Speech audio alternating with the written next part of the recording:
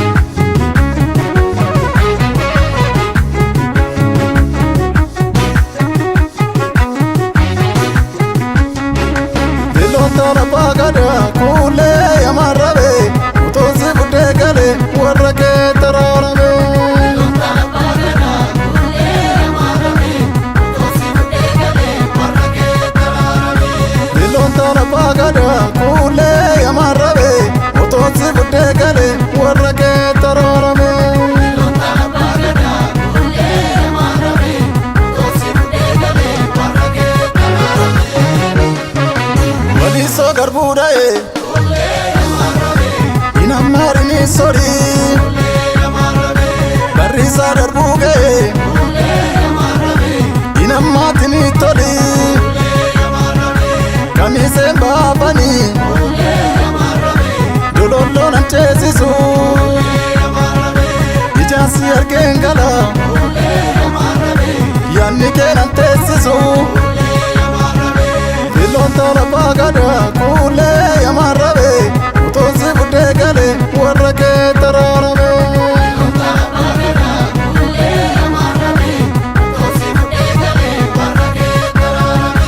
utuunsi buddee gale warra kee taraarame utuunsi buddee gale warra kee taraarame utuunsi buddee gale warra kee taraarame utuunsi buddee gale warra kee taraarame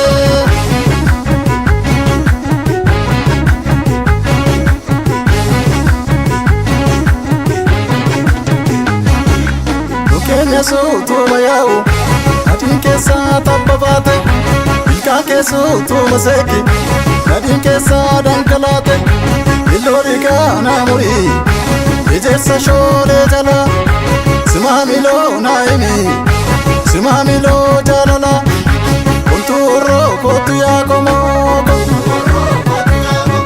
shakkar galtaa maada daallantaa Shingu turiki charasa male ane zinni su shanta mambasa male shantami mali burri chalasa male untun tala si budena da magalo ilon tala si budena mboko gala ilon tala si buden jaldu ko gala ilon tala si buden bale ko gala ilon tala si buden bacho ko gala ilon tala si budena da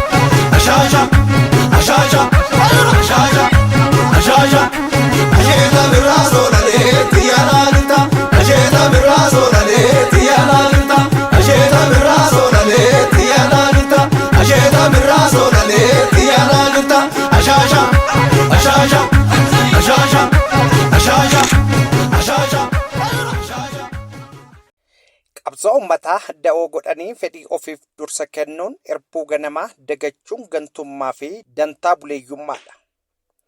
Murni irbuu ganamaa gananii waraana bilisummaa Oromoo idilee fakkaatanii maqaa ajajaa olaanaa ABO jedhu of moggaasanii garee saamichaa fi dantaan buleeyyii akka ta'an qaama dhimmi ilaallatuun ibsamaa turuun isaa ni yaadatama.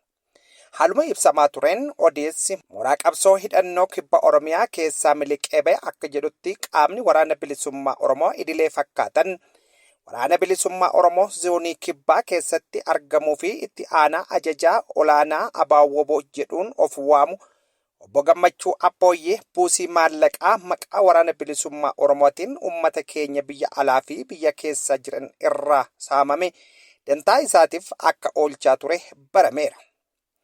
Yakka saamichaa kana raawwachuu isaatiin wal qabatee to'annaa ajajaa waraana bilisummaa Oromoo idilee zoonichaa jala oolfame qorannoon irratti gaggeeffamaa akka jiru maddeen keenya kibba Oromiyaa irraa raadiyoo burqaa odootiif gabaasaniin ifa godhanii jiru. Qorannoon hanga gabaasni kun nu qaqqabe taasifamee ture ibsutti obbo Gammachuu Abbooyyee maallaqa uummatarraa saamamee dhokatee jiru kan hanga amma irra gaame konkolaataa fi mana jireenyaa bakka adda addaatti bitatee qabu malee maallaqa impaayera Itoophiyaa birrii miliyoona 30 ol akka qabu baramee jira.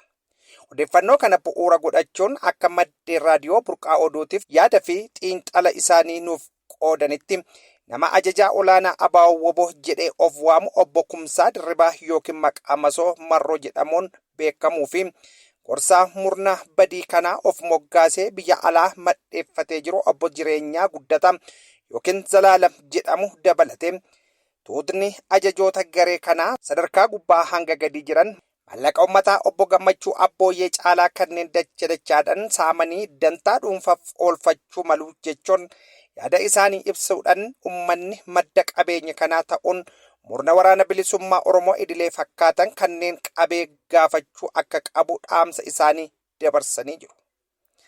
Dabaluunis uummata Oromootiif yaada furmaataa filannoo biraa hin qabne ilmaan isaa bilisummaa sabaa fi walabummaa biyyaatiif aarsaa kaffalaa jiran waraana bilisummaa Oromoo idilee bira dhaabbatanii gahee uummatarraa eegamu akka bahatan yaadachiisanii jiru. Injifannoon uummata Oromoof.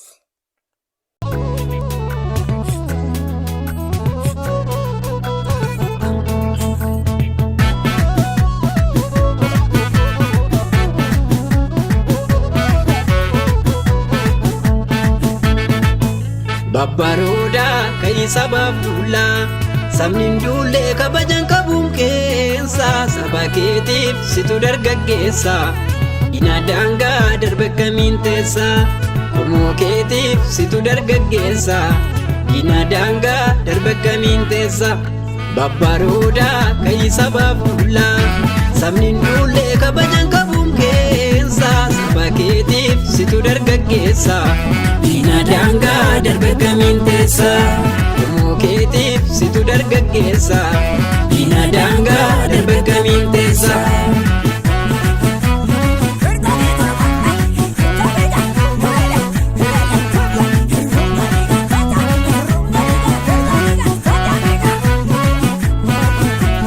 Dada Oromoon koo guddichaan dajaalu weensi wareegama siinot misinaalu maada beeluffuun kee jidii gaboose waraana sirraa kaasna horroo sirra teesse idaan bosona raase kaayyoo himalchiisa kawwee laggasaan loleen hiina hiikachiisa ilil jetti mudhiirraa gololuu zinnaarri gadee jilbeeffachiisa hiina hiikachiisa ilil jetti mudhiirraa gololuu zinnaarri gadee jilbeeffachiisa hiina dhowwachiisa gadee jilbeeffachiisa hiina dhowwachiisa gadee jilbeeffachiisa hiina dhowwachiisa.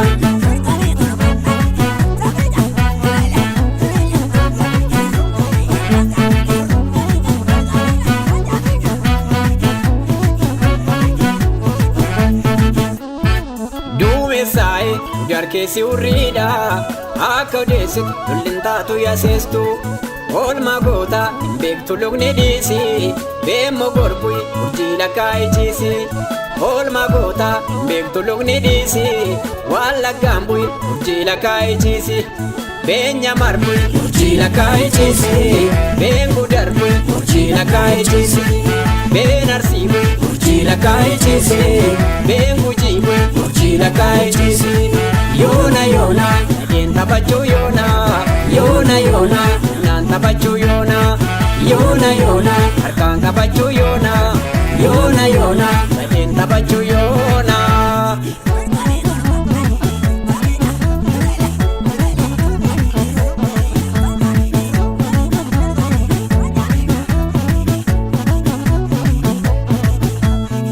Mootummaadhaan gada dhoobsite ilaaftee buudhiste saba keef dhaabatta boqonnaa barbaacha beektu gadi ciiste.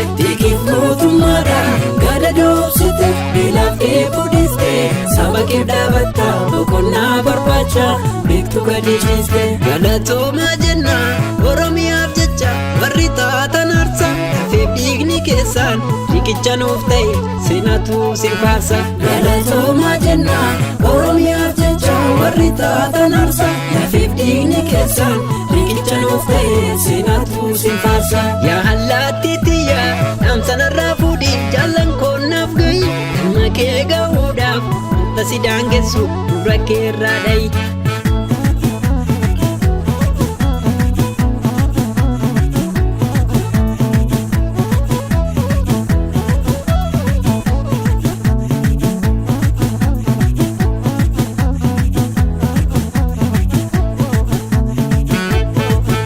Babbaroda kai sabab dula sabnin dulle kabajan kabun buqqeensa saba keetiif situ dargaggeessa diina daangaa darbe kamiin teessa kumoo keetiif situ dargaggeessa diina daangaa darbe kamiin teessa babbarooda kayi saba fuula sabni nduulee kabajan qabuun keessa saba keetiif situ dargaggeessa diina daangaa darbe kamiin teessa kumoo keetiif situ dargaggeessa diina daangaa darbe kamiin teessa.